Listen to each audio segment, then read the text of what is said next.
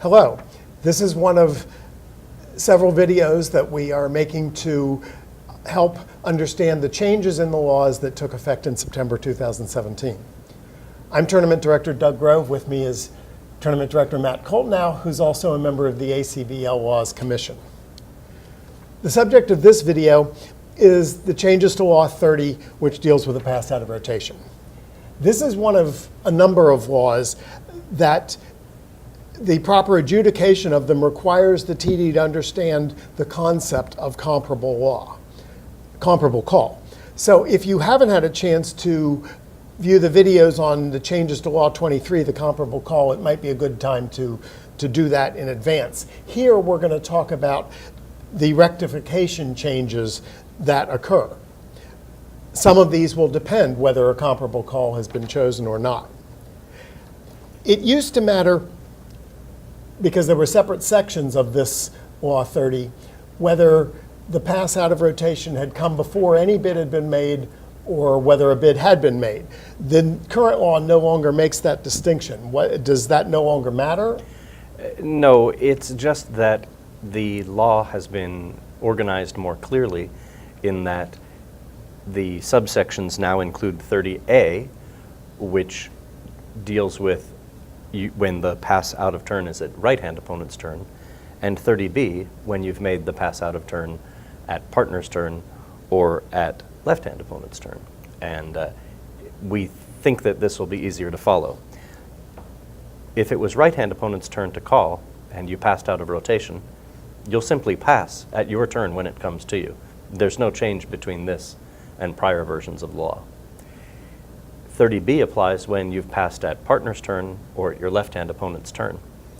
This is a completely different law, and we'll be applying the concept of comparable call to determine whether the auctions continue without rectification.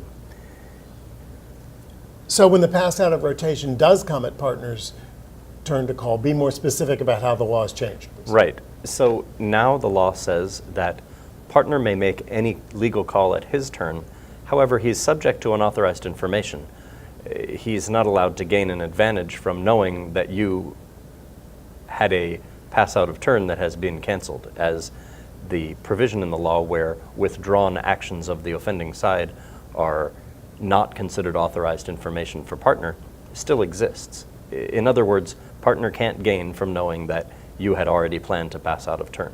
Other than that, partner may choose any call at this turn. And when the auction comes around to you, you can choose any call that's comparable to your pass out of turn before. This could include several different sorts of calls, as we've said in other laws. When partner opens a heart, even if you've passed out of turn, two hearts may well be deemed comparable.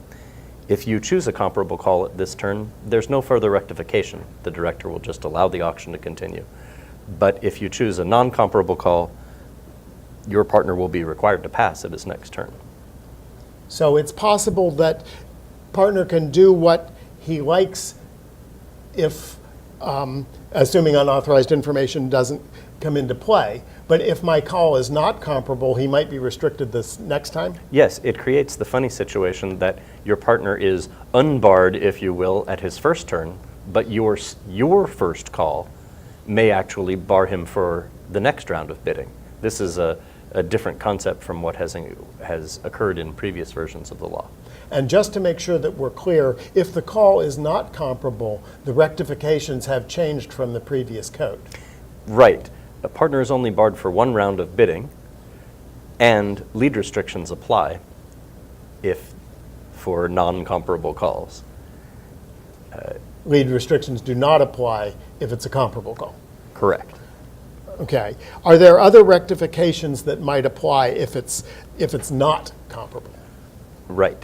If the call is not deemed comparable, a host of equity restoring laws might apply. That would include Law 16 regarding unauthorized information, Law 26, which allows lead penalties should your side end up defending, and Law 72C, which is the old Law 23, which had to do with awareness of potential damage if you could have known that you might be able to gain by barring your partner from the bidding.